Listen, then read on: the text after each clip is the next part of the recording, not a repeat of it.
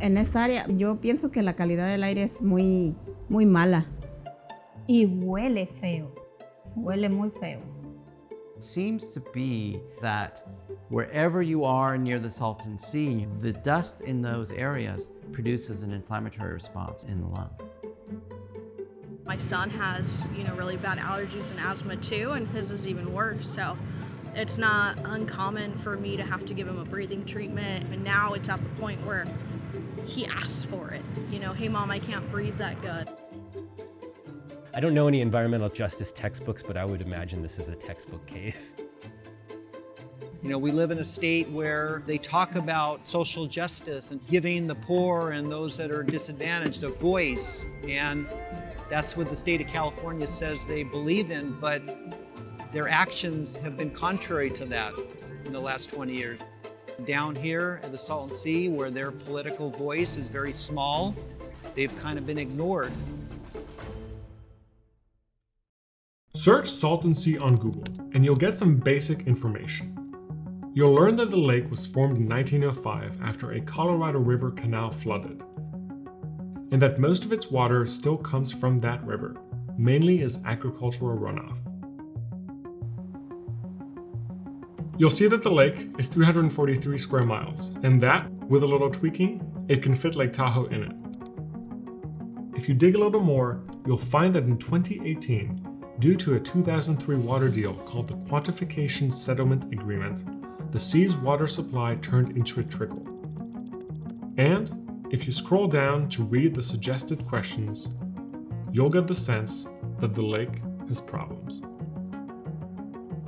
California's largest lake at the southern end of the Coachella Valley, ecological disaster for decades. Is drying up, and it's drying up fast. A dog recently died after swimming in the water. The Salton Sea community brought up several different issues at the meeting, but the main one they want to be prioritized is public health. The Salton Sea is California's largest lake. It sits 236 feet below sea level, straddled between Imperial and Riverside counties in Southern California, just 30 miles north of the US-Mexico border. And it's been shrinking for decades. As it evaporates, it's undergoing changes that are putting people and wildlife at risk. So, how is the Salton Sea changing? And how are those changes affecting the lives of the people who call its shores home? And what's being done about it? Let's find out. You are looking at a remarkable idea, and you, my friends, are about to witness this idea become a reality. This is the story of the miracle sea in the desert, the Salton Sea. I remember that I came here in the 50s with my parents. I probably ate some of the last corvina that came out of this lake. An environmental disaster sending children to the hospital. Visitors are urged not to swim in the water. This is the story of a lake created by accident and a disaster caused by neglect. It's the story of what happens when the tap runs dry and the air turns toxic. It's the story of California's largest environmental disaster, of slow politics and bad policies, and of the people who've suffered while their voices have been ignored.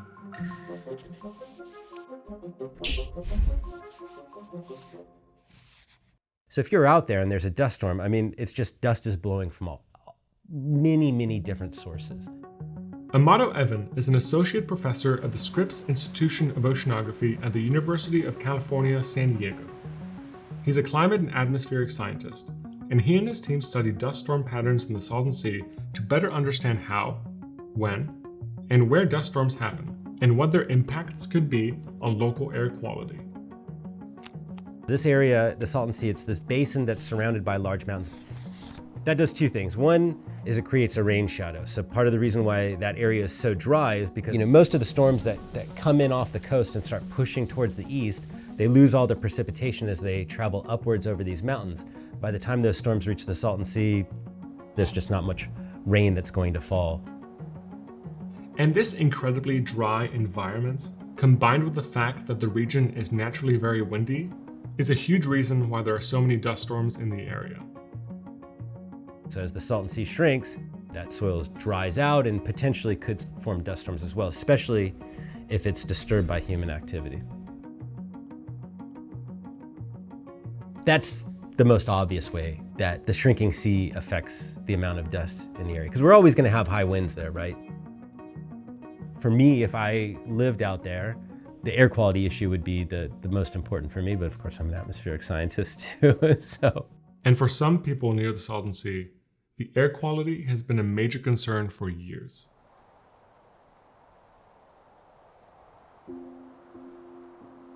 Cuando yo llegué a vivir aquí, a mí se me hizo muy raro que mi hija tenía hemorragias nasales. De que era tan frecuente la hemorragia nasal que hasta le dio anemia. Yo decía, ¿por qué sucede esto con ella? ¿Por qué tendrá esto? Empecé a escuchar a mis vecinos, amigos, que sus hijos tenían asma, que sus hijos les sangraba la nariz, y pensé, esto es algo que está ocurriendo a toda la comunidad, no solamente a mí. Eso quiere decir que es algo ambiental o es algo en el aire. Maria Conchita Posar is a community organizer and resident of North Shore, a small, unincorporated town on the north side of the lake. Maria has advocated for her community's health for years, while residents of North Shore have complained about bad air quality and a terrible smell coming from the Salton Sea for decades. Many of their kids have grown up with chronic respiratory issues. Cuando hay mucho viento o que salimos afuera, el pie empieza a escurrir y empieza a toser. Todo adentro tiene como inflamación en lo que es pues adentro de su naricita y eso.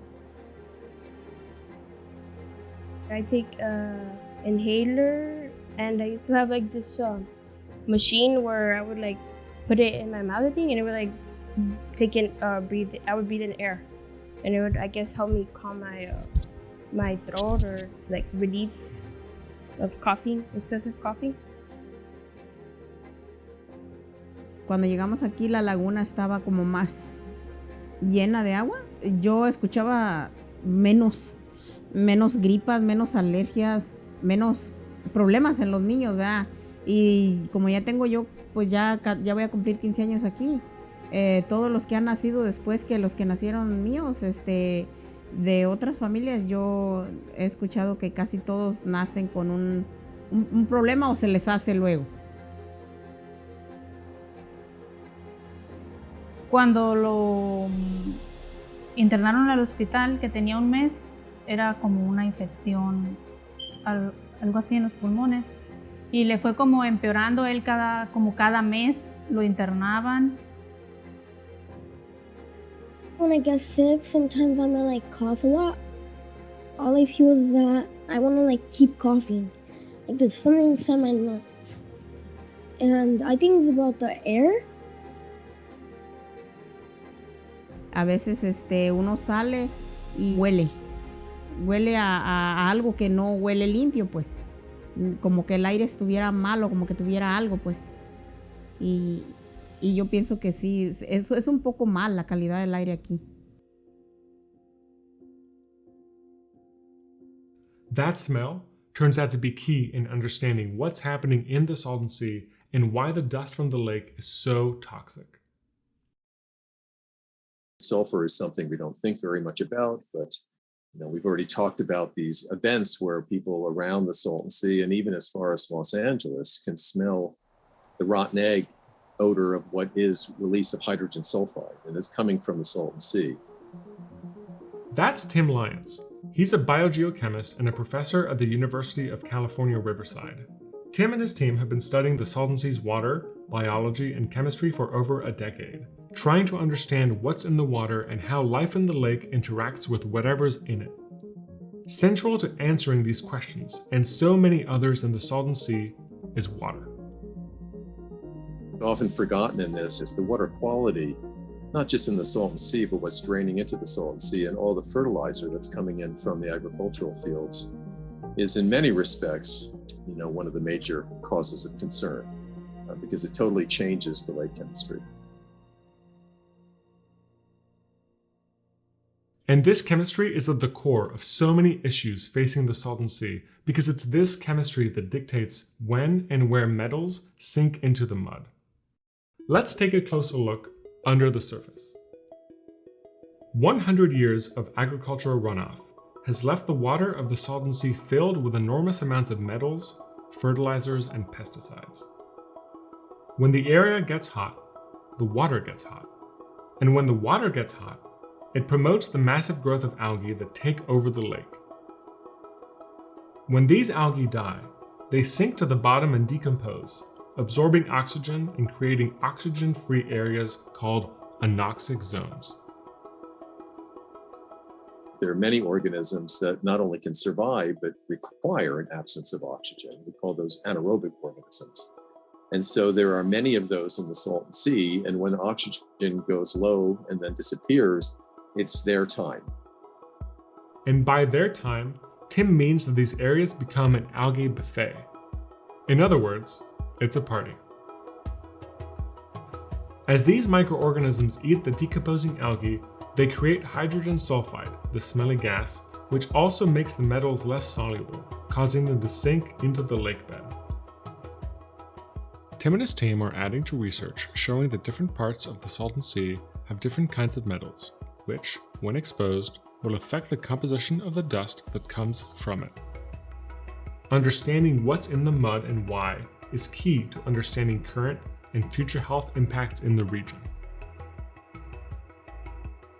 And because the slopes are so gentle, with a little bit of lake drop, you expose a lot more of the lake floor. And so you get more dust. And depending on how far the lake level drops, you get a different kind of dust. And potentially more harmful because of the metals and the pesticides, and even maybe the associated microbiology in ways that we don't understand. What's already exposed is clearly harmful given the region's high rates of respiratory illness. But how bad is it, and why? That's exactly what David Lowe, a biomedical sciences professor at UC Riverside School of Medicine, is trying to figure out. It seemed that the incidence of asthma in the kids who live there is higher than might be accounted for just by saying, oh, it's a desert and it's dusty and things like that. So there seemed to be something specific associated with the Salton Sea. From a clinical perspective, you think of asthma as an allergic disease. You're reacting to fungus, spores in your house or your fridge. With Salton Sea exposures, we didn't see that at all.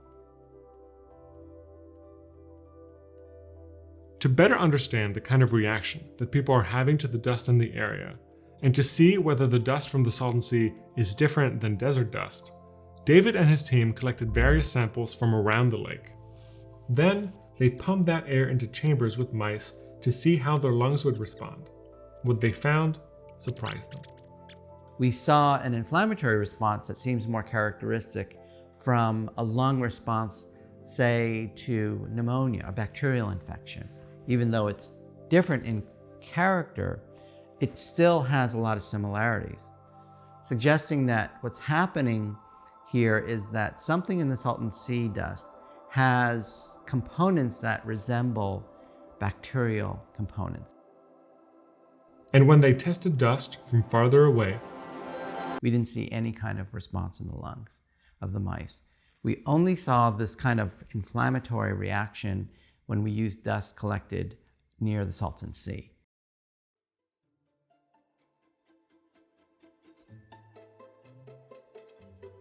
What exactly is causing this?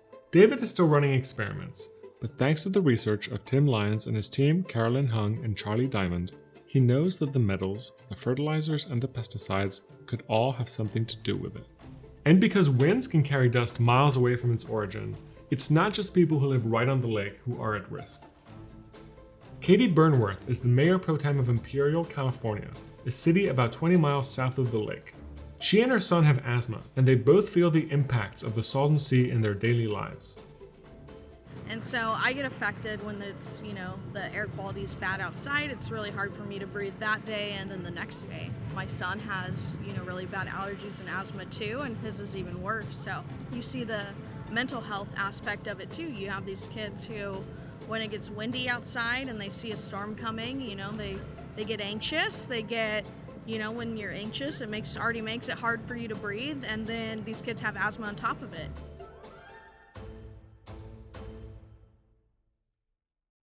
And what can people do? Right now, most people use inhalers or other asthma treatments, but because of the sea's special dust, these may not be the most effective remedies. The better we understand the actual symptoms and the disease, the better we are able to come up with some potential solutions to improve the outcomes with these kids. And if all else fails, people are told to leave the area, to abandon their homes and leave their communities. Es un tema que escuchamos nosotros, de que por si fueran ellos pues se tendrían que mudar. Pero, ¿dónde se van a mudar? Probablemente algunos sí se van a poder mudar, probablemente otros no. Pero ¿por qué nos tenemos que mudar si puede haber solución? So, what are the solutions then? When the QSA was signed in 2003, the state of California pledged to come up with projects to protect habitat and the region, but those plans never materialized. Finally, in 2017, the state, alongside other agencies and organizations, unveiled a 10-year Salton Sea management plan. I spoke with Vivien Maisonneuve, a project manager at the California Department of Water Resources, to learn more about what the SSMP aims to do. The 10-year plan is a public document that was created back in 2017. And it aims at building 30,000 acres of dust suppression projects and habitat projects. Habitat allows for preventing the lake bed from being emissive because of the presence of water on top of it. To mitigate dust, the SSMP calls for a variety of strategies, including surface roughening and vegetation projects, both of which slow down wind and reduce how much dust is picked up. But 5 years into the plan, the state isn't meeting its own goals to suppress dust or restore habitat. We are behind schedule, absolutely, based on the 10-year plan. Well, I mean, there's a lot going on there. We'll see. We're supposed to implement probably close to 8,000 acres by next year. I'm hoping we'll do more, but that's what we're aiming for, just to catch up with the plan. It's like this should have been done and done better. But the truth is that we don't lack the means, we don't lack the know-how, we're really lacking the access. And when Vivien says access, he's talking about land access. Land under and around the Salton Sea is owned by a wide range of entities, from state agencies, public utilities, governments, and private citizens. This makes getting permission to build projects in the area difficult, and it can take years for approved projects to start. It's extremely difficult. It took us 5 years to negotiate the easement for our first project. The largest landowner in the area is the Imperial Irrigation District, a publicly owned utility that is also the largest water rights owner in Imperial County. Their collaboration is crucial to any projects along the Salton Sea. When it comes to responsibility, it's very, very clear that the state has accepted responsibility to a receding shoreline post 2003 because of the water transfer. So obviously we need to do something immediately when it comes to the exposed playa. We're an actor, but the ultimate person responsible is the state, along with other landowners. And while mitigating dust coming off of the Salton Sea is part of IID's mission, it's not their primary objective. Our mission number one is to ensure that this precious water resource is being used in a reasonable and beneficial manner. Right now, what we're dealing with in terms of the Colorado River, there's incredible pressure to conserve water. Well, when you conserve water, there's an impact to the inflows to the Salton Sea. And if the ongoing drought weren't enough, There's also climate change. Let's not forget human activities are responsible for devastating impacts of high temperatures driven by climate change. We believe right now climate change is already affecting the amount of dust that is blowing throughout the western US. And so we see that in observations. The likely reason why is that because as the planet warms, arid regions like here in the Salton Sea area, they become more arid. And since the environment is becoming drier, we're going to get way more evaporation coming off the sea. So that's going to really increase the shrinking of the sea itself. Climate change fundamentally affects the availability of water. It's not going to get better. It's only going to get worse under essentially every strategy I've ever discussed. So it's a problem that's going to become bigger, and it's a problem that's going to take something big to fix. One of these big ideas promises to bring enough water to the Salton Sea to restore habitat, mitigate dust, and end the drought. I'm consent to being recorded, videotaped, and criticized extensively. This is Tom Sefton. Tom lives and works near the lake and is a proponent of an ambitious multi-billion-dollar plan to import water to the sea from the Pacific Ocean or the Gulf of California. My personal work is figuring out a system to cost-effectively desalinate Salton Sea water, remove the salt as a valuable commercial product, return the water for habitat use as clean, pure water. By bringing in ocean water, desaling it, using it to restore the Salton Sea, and bringing in as much more as is needed to help the entire southwestern US and to help northern Mexico, which also has a water shortage. Tom has been working on his plan for over 20 years. And because many experts agree that keeping water in the Salton Sea is the best solution to protect habitat and prevent future health issues, it's one of the many moonshot proposals being considered to restore the Salton Sea. But there are risks. It's kind of an obvious thing, right? The Gulf of California is not that far away.